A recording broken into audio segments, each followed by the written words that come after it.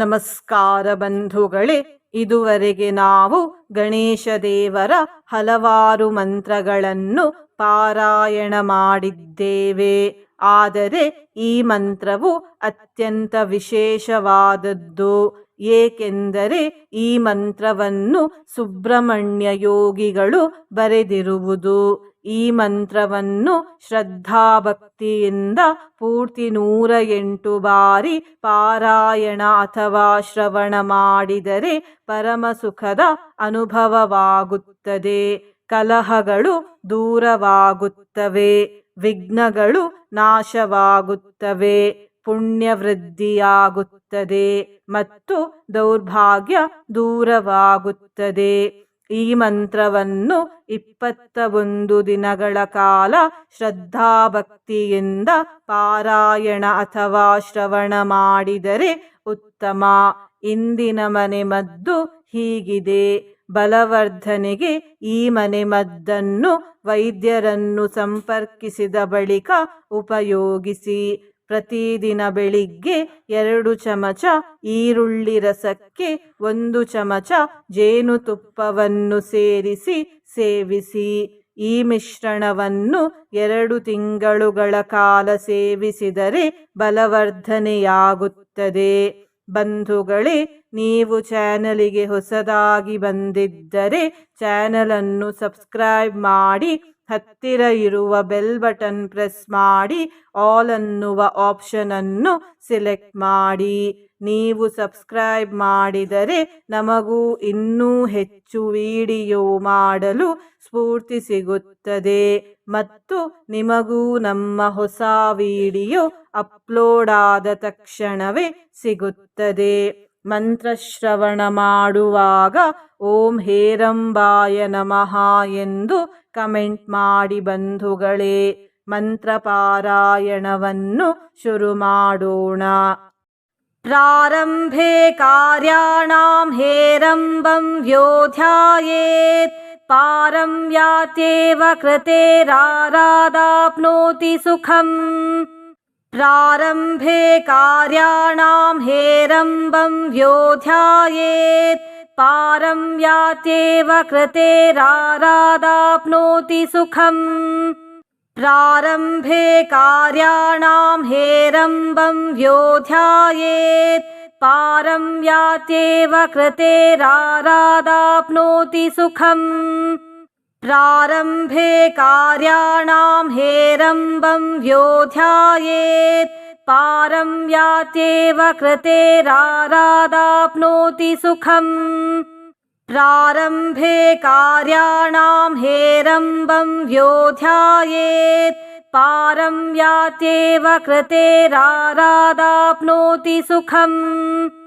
ಪ್ರಾರಂಭೆ ಕಾರ್ಯಾಣಾಂ ಹೇರಂಬಂ ಯೋಧ್ಯಾಯೇತ್ ಪಾರಂ ಯಾತ್ಯೇವ ಕೃತೇರಾರಾದಾಪ್ನೋತಿ ಸುಖಂ. ಪ್ರಾರಂಭೆ ಕಾರ್ಯಾಣಾಂ ಹೇರಂಬಂ ಯೋಧ್ಯಾಯೇತ್ ಪಾರಂ ಯಾತ್ಯೇವ ಕೃತೇರಾರಾದಾಪ್ನೋತಿ ಸುಖಂ. ಪ್ರಾರಂಭೆ ಕಾರ್ಯಾಣಾಂ ಹೇರಂಬಂ ಯೋಧ್ಯಾಯೇತ್ ಪಾರಂ ಯಾತ್ಯೇವ ಕೃತೇರಾರಾದಾಪ್ನೋತಿ ಸುಖಂ.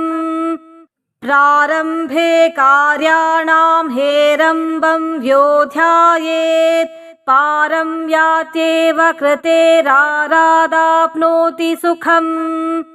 ಪ್ರಾರಂಭೆ ಕಾರ್ಯಾಣಾಂ ಹೇರಂಬಂ ಯೋಧ್ಯಾಯೇತ್ ಪಾರಂ ಯಾತ್ಯೇವ ಕೃತೇರಾರಾದಾಪ್ನೋತಿ ಸುಖಂ.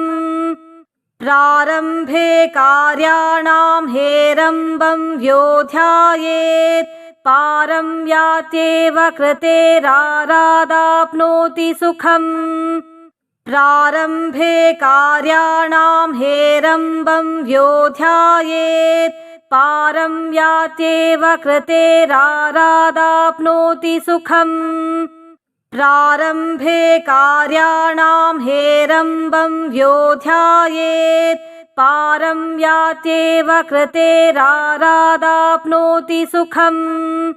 ಪ್ರಾರಂಭೆ ಕಾರ್ಯಾಣಾಂ ಹೇರಂಬಂ ಯೋಧ್ಯಾಯೇತ್ पारं यात्येव कृतेरारादाप्नोति सुखम्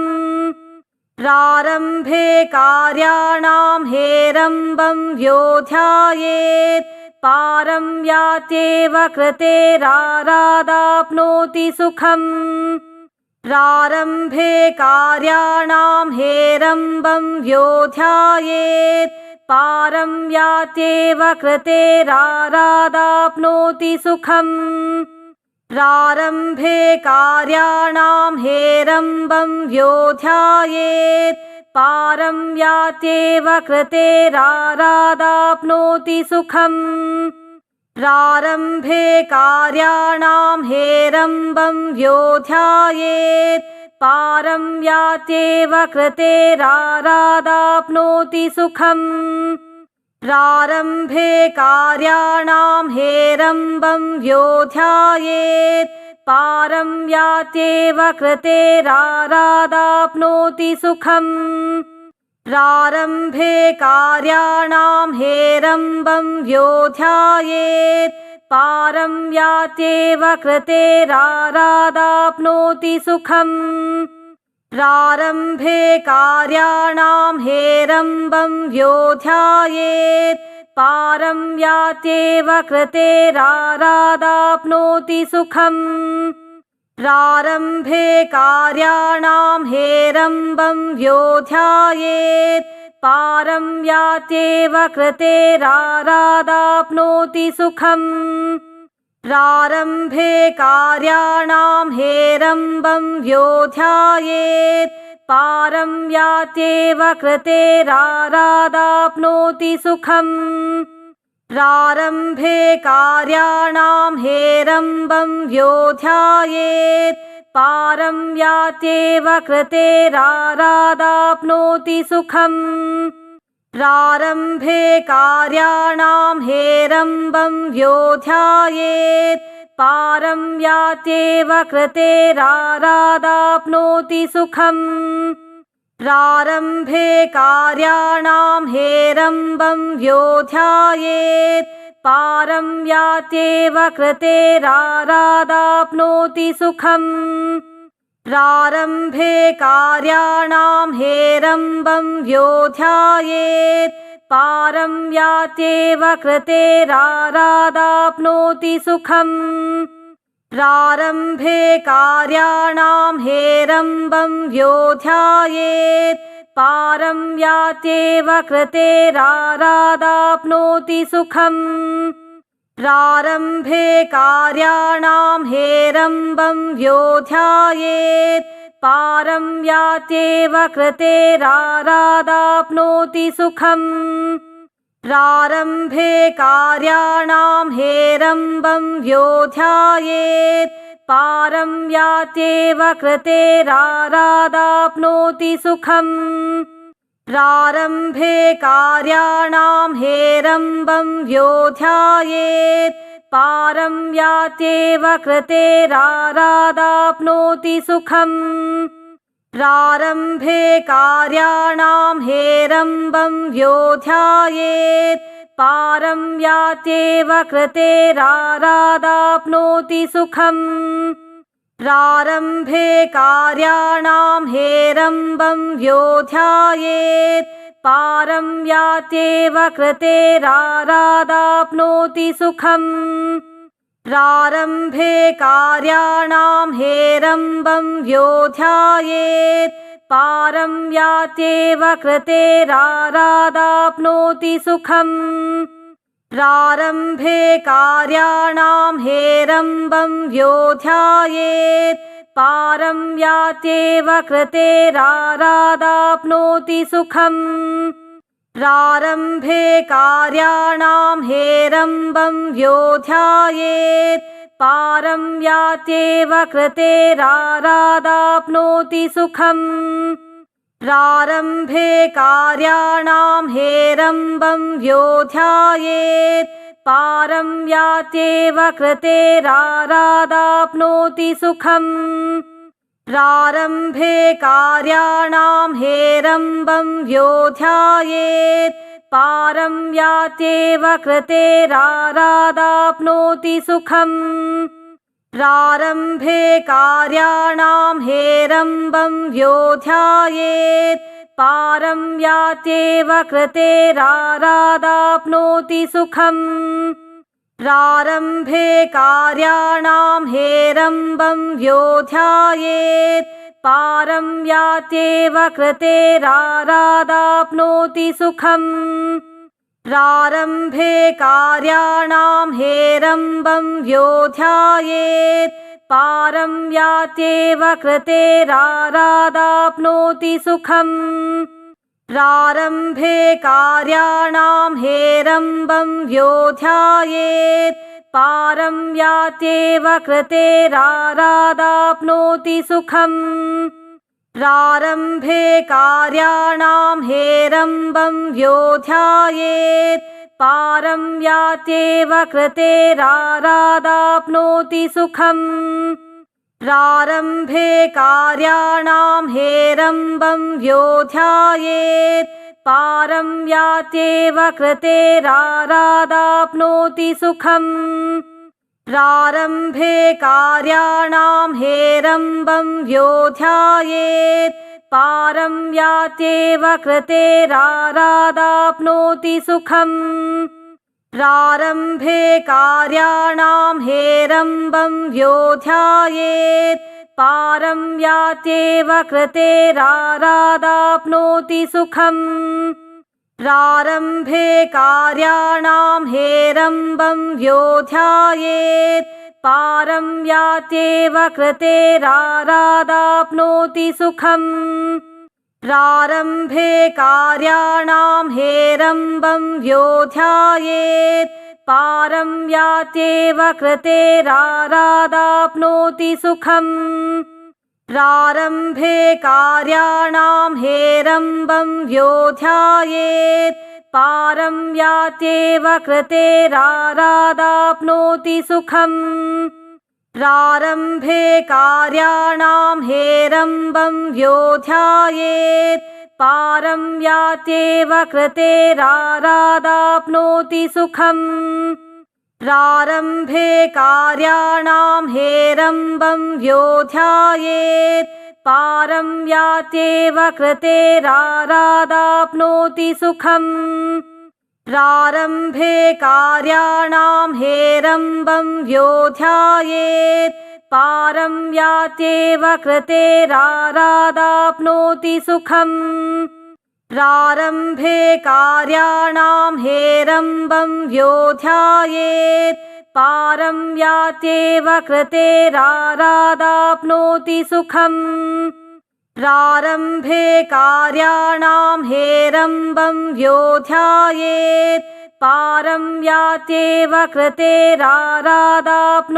सुखम् प्रारम्भे कार्याणां हेरम्बं योऽध्यायेत् पारं यात्येव कृतेरारादाप्नोति सुखम् प्रारम्भे कार्याणां हेरम्बं योऽध्यायेत् पारं यात्येव कृतेरारादाप्नोति सुखम्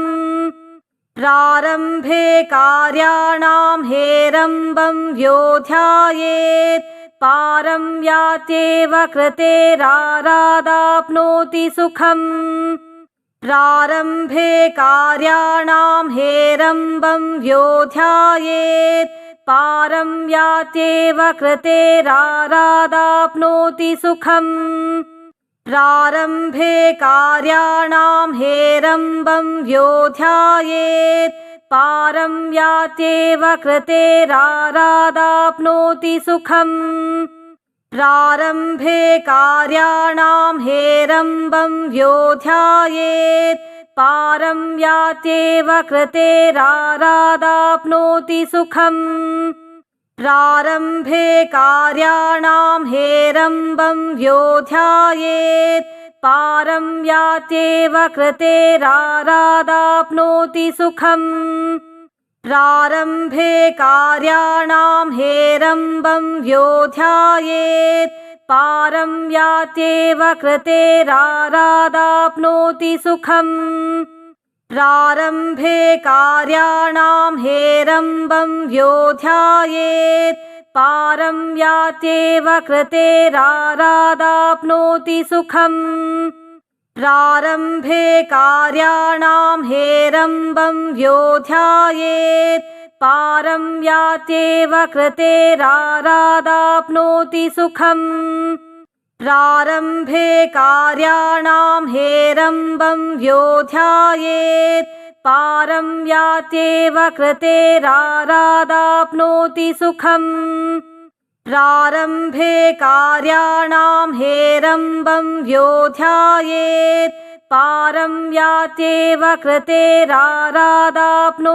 सुखम् प्रारम्भे कार्याणां हेरम्बं यो ध्यायेत् पारं यात्येव कृतेरारादाप्नोति सुखम् प्रारम्भे कार्याणां हेरम्बं यो ध्यायेत् पारं यात्येव कृतेरारादाप्नोति सुखम् प्रारम्भे कार्याणां हेरम्बं यो ध्यायेत् पारं यात्येव कृतेरारादाप्नोति सुखम् प्रारम्भे कार्याणां हेरम्बं यो ध्यायेत् पारं यात्येव कृतेरारादाप्नोति सुखम् प्रारम्भे कार्याणां हेरम्बं यो ध्यायेत् पारं यात्येव कृतेरारादाप्नोति सुखम् प्रारम्भे कार्याणां हेरम्बं यो ध्यायेत् पारं यात्येव कृतेरारादाप्नोति सुखम्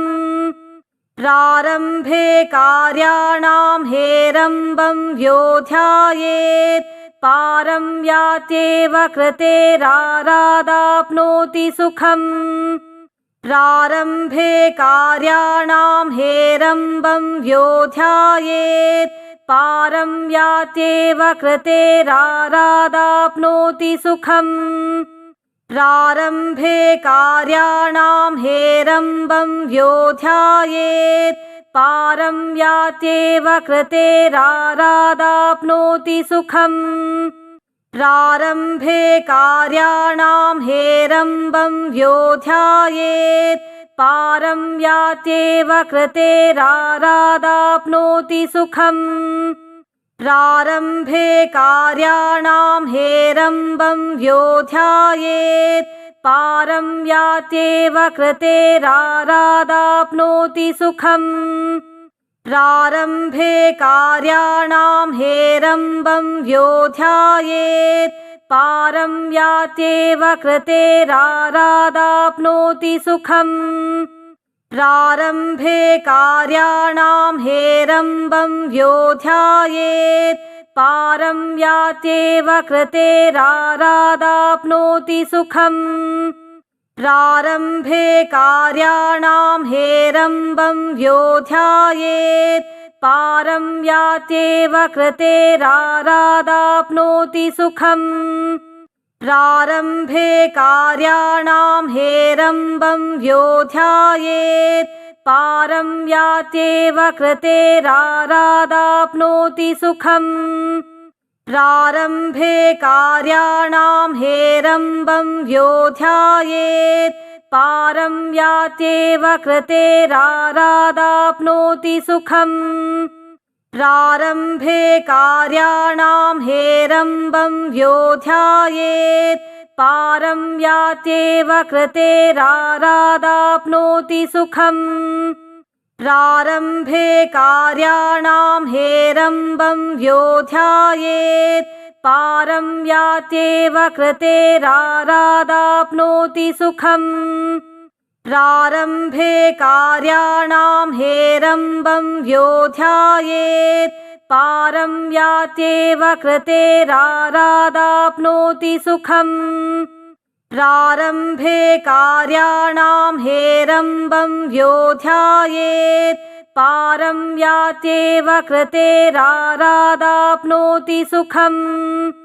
प्रारम्भे कार्याणां हेरम्बं यो ध्यायेत् पारं यात्येव कृतेरारादाप्नोति सुखम् प्रारम्भे कार्याणां हेरम्बं योऽध्यायेत् पारं यात्येव कृतेरारादाप्नोति सुखम् प्रारम्भे कार्याणां हेरम्बं योऽध्यायेत् पारं यात्येव कृतेरारादाप्नोति सुखम् प्रारम्भे कार्याणां हेरम्बं योऽध्यायेत् पारं यात्येव कृतेरारादाप्नोति सुखम् प्रारम्भे कार्याणां हेरम्बं योऽध्यायेत् पारं यात्येव कृतेरारादाप्नोति सुखम् प्रारम्भे कार्याणां हेरम्बं योऽध्यायेत् पारं यात्येव कृतेरारादाप्नोति सुखम् प्रारम्भे कार्याणां हेरम्बं योऽध्यायेत् पारं यात्येव कृतेरारादाप्नोति सुखम् प्रारम्भे कार्याणां हेरम्बं योऽध्यायेत् पारं यात्येव कृतेरारादाप्नोति सुखम् प्रारम्भे कार्याणां हेरम्बं योऽध्यायेत् पारं यात्येव कृतेरारादाप्नोति सुखम् प्रारम्भे कार्याणां हेरम्बं योऽध्यायेत् पारं यात्येव कृतेरारादाप्नोति सुखम् प्रारम्भे कार्याणां हेरम्बं योऽध्यायेत् पारं यात्येव कृतेरारादाप्नोति सुखम् प्रारम्भे कार्याणां हेरम्बं योऽध्यायेत् पारं यात्येव कृतेरारादाप्नोति सुखम् प्रारम्भे कार्याणां हेरम्बं योऽध्यायेत् पारं यात्येव कृतेरारादाप्नोति सुखम्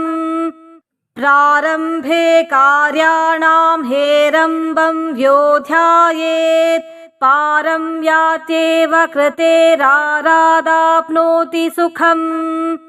प्रारम्भे कार्याणां हेरम्बं योऽध्यायेत् पारं यात्येव कृतेरारादाप्नोति सुखम् प्रारम्भे कार्याणां हेरम्बं योऽध्यायेत् पारं यात्येव कृतेरारादाप्नोति सुखम्